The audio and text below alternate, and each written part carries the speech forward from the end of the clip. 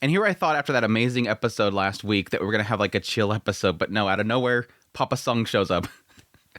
Sung's father just shows up out of nowhere, just like out of thin air. I don't even know if they've ever mentioned the father. I mean, the assumption was that he died. I think they may have mentioned that he was a hunter and that he possibly died as a hunter. I don't know. It's like, I don't even recall if they've ever talked about him, but here he is. And apparently he's extremely powerful. And yes, he's bringing up something that could tie into my theories around what is happening with Jinwoo himself. The idea that he is being power leveled up and strengthened up for the sake of possibly attacking either something on the other side, another leader, or, again, attacking humanity itself. And if what his father's talking about is true, that there's this other threat, like the gates, the monsters, the dungeons, that's nothing. There's a bigger threat coming, and I'm like, I wonder if it's his son. I wonder if he knows about his son. And, again, could that tie into the idea of possibly both father and son being manipulated by something on the other side, possibly different things, and now they're going to have to fight each other. I don't know. That all is kind of, driving through my head, but the greatest thing about the father showing up is he literally wrecks the most annoying thing about this show right now. Like, of the whole show, like, the only stain on it right now for me is Hwang. Like, I just really hate his character. It's a stupid character. Now, granted, the manhwa, which this segment of the manhwa does sort of indicate that Hwang does like his brother. And the idea that he's now before him is this guy that apparently has been in a dungeon for 10 years. He's assuming this guy is actually had died in the dungeon and was resurrected. And so in his mind, he immediately thinks about, oh, I wonder if this will work for my brother too. I wonder if my brother could be resurrected too.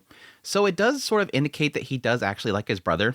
I think all indications up to this point has pretty much been that he doesn't care. Oh, you're going to go to his funeral? I don't care. I all I care about is what he left behind. He just wants to take down this guy. He wants an excuse to kill Sung. And here it kind of implies that, okay, maybe he would want his brother back. And so, yeah, he does have somewhat of a driving force besides, I just want to kill things. I don't know. But yes, the fact that he just literally just destroyed Hwang. I'm like, thank you. Thank you. I didn't think that Hwang was going to take. I mean, you have literally Sung's father shows up out of nowhere, and now he is going to face off against Hwang. The assumption is going to beat the crap out of Hwang. It would be dumb if it has all this build up just to him die to Hwang. Like, oh, by the way, Sung's father's alive, and by the way, he just took out an entire A-rank party in an A-rank dungeon. They imply the idea in the manhwa that when the father first shows up, he was in a dungeon alone. It was an A-rank dungeon. They show up there as a full party. They go to the boss's lair room, and that's where Sung's father is. And they imply that he has like an aura about him that has more mana than an entire A-rank dungeon. So that's what they're kind of building up this father as. Like, he's incredibly powerful. So it makes sense that he's able to take down Hwang. It shows that he's incredibly, incredibly powerful. And again, the question mark is, why is he there? And with the fact that he showed up and he's as strong as he is, the only thing I can think they can really use him for is, yes, there's another threat that shows up and he helps Sung fight it. Or that Sung himself is the threat. Or it could be the insects, that whole thing, which, interestingly enough, finally, the manhwa at this point finally brings up the insect island, because I've been talking about that for a while now, that I'm reading the manhwa alongside the anime, and they keep talking about the insect island, and it's never been in the manhwa as far as I remember, and now finally they're bringing it up. Which does technically tie into some stuff they skipped around Jinho as well. A lot of skip stuff in this particular segment. So let's dive into each segment and we'll hit each one by one. But finishing everything with the father, again, very interesting. He just shows up out of nowhere. Again, I don't recall them ever mentioning anything. It's interesting that he never even mentions the mother. Like, it does seem like he's been in this dungeon for 10 years and seemingly has seen some sort of threat. And again, my assumption is that he's probably being put through the same thing that Sung is. That he's probably went through this whole player system. He's gotten stronger, and he's been stuck on the other side of this whole situation, which is interesting that he not only reemerged, but he reemerged somewhere else. Like, it kind of, again, indicates this idea that these are all interconnected. And so he got trapped somewhere over here, then at some point he reappears over here.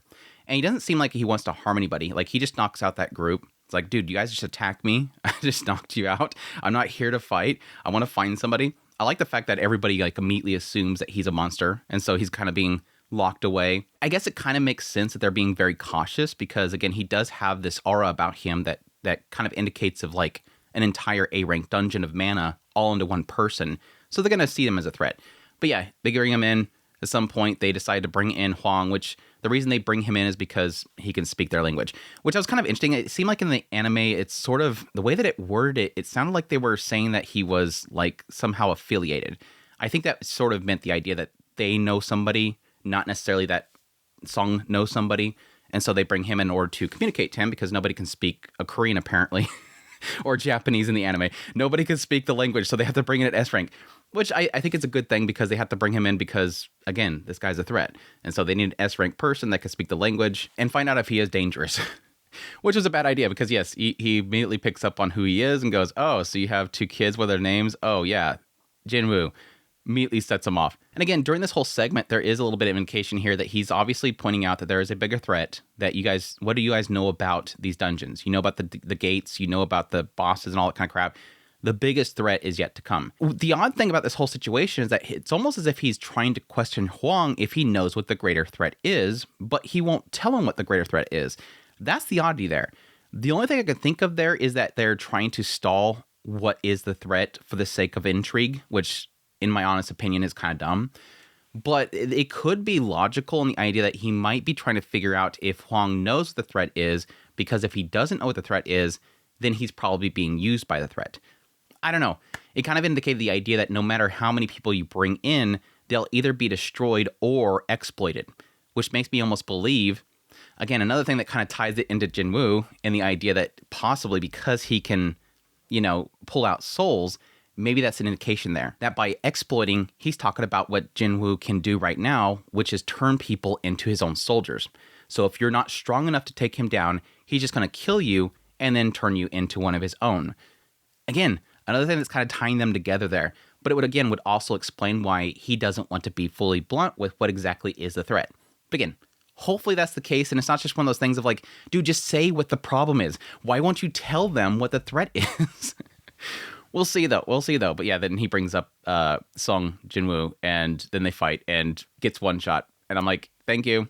Now, it doesn't look like he's dead. I don't think Sung, it doesn't seem like he wants to kill anybody. It does kind of indicate the idea that he's not a bad person because he is sparing lives, that he is concerned about the safety of the humans and all that kind of stuff. So again, another thing that kind of indicate the fact that he's on the human side, at least. He's giving in to them. He's following their orders. He's staying imprisoned, all that kind of stuff. But we'll see. But again, kind of interesting that he doesn't bring up the mother. He says the name of his daughter when he's asked. He says the name of his son when asked, but he doesn't bring up the mother. And you think that would be something that he'd be concerned about. Because again, going back to where I don't know if I've ever remember them mentioning him, I would assume that yes, he was probably a hunter in order to figure out, again, some way of taking care of his wife. I don't know. We'll see. Anyways, that all aside, Papa Sung aside, there is a lot of other stuff to get into with this episode. I guess let's get everything around Jin Ho done. Because again, Yo Jin Ho, they basically have a little bit of celebration. They've done all the things they need to do. He's getting his license so that he can, go for his father. There was quite a bit around the father that they didn't really get into with the anime. That yes, he does propose to take over the guild itself, and immediately the father throws it in his face that he knows why he accomplished what he accomplished. In the manhwa, it gets a little more detail in the idea that yes, he has been looking into Sung for a while now. He knows full well what has been happening in the background. They even brought the guy, the other survivor from the actual Red Gate, brought him in to explain what happened in the Red Gate. His father has been looking into Sung for some while now. And so, yeah, this is kind of a confirmation with that whole situation. He's been looking to recruit him. And so Jin Ho is pretty much falling into his hand. Like, he wanted to get Sung. He knows that he's been working for him, and he's just basically using his son to get a hold of that. Now, there is an element here that it does seem like he is proud of his son, that his son's just like him, essentially utilizing what you can get a hold of, manipulating people, getting powerful people underneath you. But yeah, he was after Sung for a while now. Like, this is like, oh, well, he's pretty much just brought the guy into my hand. Like, I didn't even have to go get him. My son is bringing him to me. And yes, this is where they're kind of getting more into the whole fact about the island currently, is that yes, at this point, one of the insects with wings has washed up under the shores of Japan. So this is where suddenly everybody's starting to get the alarm bells flying off.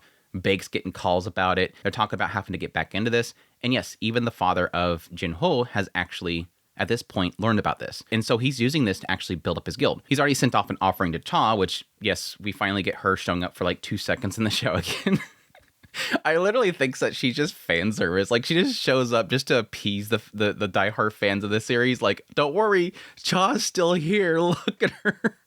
She's in a swimsuit. Did you miss her? Don't worry, we'll use her eventually. But yeah, she showed up at some point. She got an offer from Jinho's father in the idea that because currently in her guild, she will never rise up to be guildmaster. He's offering her the position of guildmaster in his guild. At the same time, he's also bringing somebody else out of retirement that was involved with the whole incident on the island, utilizing the fact that this island is going to be a threat now to bring him into their guild. So he's got like 3 people lined up already that he wants to bring in. And again, one of them, his son's basically brought him on a platter. So again, it's like one of those things where Jinho himself thinks like, crap, I messed up with this negotiation. But no, he pretty much brought his father exactly what he wanted. But yeah, other than that, everything around Sung himself. It was interesting when he was actually having that little celebration with Jinho Yo. They was actually talking about the idea of him actually breaking off with him at that point. When he was sitting there and Jinho was actually asking him, what is your plans going forward? In Sung's mind, he's already thinking, okay, I've pretty much established what I want to establish with this guy. I got what I wanted out of this. I got my levels. Maybe it's best time right now to break off with him. So he's actually planning on just kind of ditching him at that point. But again, the whole sob story about, my brother and having a bad relationship with him. He's like, I guess I'll humor this guy a little bit longer. I'll be his bro. Good guy. But no, that's when he has his second venture into the Demon Castle, which is interesting. Now, I mentioned this, I think, back when I first covered this segment in the first season. But yes, at this point, going back there, he's just looking to level. He does not have the elixir of life at this point. Actually, the quest for killing like a whole crap ton of these demons, the reward is to get the ability to craft the elixir. So it's actually like in this chapter in the manhwa, he finally gets that and goes, oh crap, I can make that? It's kind of interesting. But there's a few cool things in here. Of course, he goes into the dungeon. He's killing a whole bunch of them. He can't enslave them because they're corrupted, which, have to do something to prevent him from having thousands upon thousands of these things. Though I think he has a limit, though. But no, what was funny, and it kind of sucks that the anime skipped it, was that after he beat Vulcan, the big dude, which was kind of interesting, like this big, massive guy, and he's like, this thing's not moving. Why is he not moving? Blinks, the thing's gone. This thing's like super fast for its size. But no, during this whole thing and after the fight itself, he does note the fact that he's been raising up his intelligence so that he can, man these familiars more. But he notes the fact that him leveling up is basically boosting his minions, which is kind of an important thing to note, that these things, all these minions around him are actually getting stronger with him. His intelligence and whatnot is boosting them up. But no, it sucks that they skipped this. But in the manhwa, at some point after the fight, after they kill Vulcan, Igris collects the heads and starts chucking them before Sung, like their tribute. And Sung's like, could you stop doing that? And then he notices that, yes, Iron is doing the same thing. Iron's over there is like bringing this massive Vulcan head over, and he's like, dude, you didn't even kill that one. I'm the one that killed that one. Oh, I guess I did borrow your shield. I got a massive kick out of the previous episode, this comedy around the minions, and unfortunately they decided to skip some. It's like, that would have been hilarious to see them kind of coming up there with tribute and passing it before him. And again, Iron's coming up there and going, oh, I brought this too. He's like, you didn't kill that. But no, what was cool about this is that this is the point that he finds out about the orb, which they do talk about at the very end of the episode. That yes, because he was able to borrow Iron's shield, which I thought was really cool, like a shield lob type of thing. Because he was able to borrow the equipment from his familiars, he assumes at that point, oh, that probably works the other way too. And he just got this orb that actually doubles magical damage. And so he calls one of his magic minions to come over, and he hands it over to them and tells them to blast something, and it just destroys something. And he's like, okay, so it works.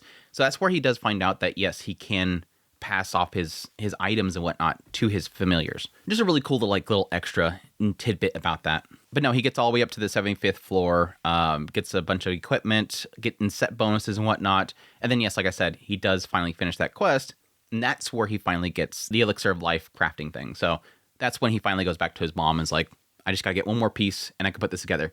Now, this does kind of make me wonder, the items that he's gotten so far for that craftable is the World Tree Fragment and the Echo Force Water. And yes, these do kind of all sound like things that would be related to a healing. But I did kind of wonder at this point if this might actually be not that. Like this might be something else that will be detrimental. Like this isn't going to be something that's going to be what he thinks it is. Like it says that it cures everything, but then it turns out that it's something that could cause problems or could summon something horrible.